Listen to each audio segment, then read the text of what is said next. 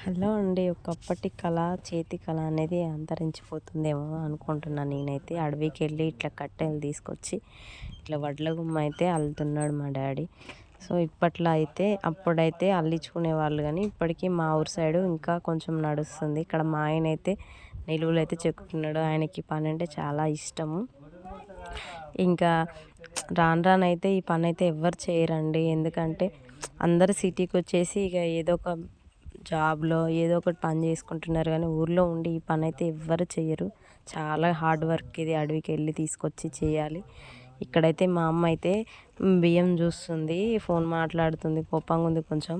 ఇక వంట అయితే ఎక్కడ గుమ్మలితే అక్కడే చేసుకుంటామండి.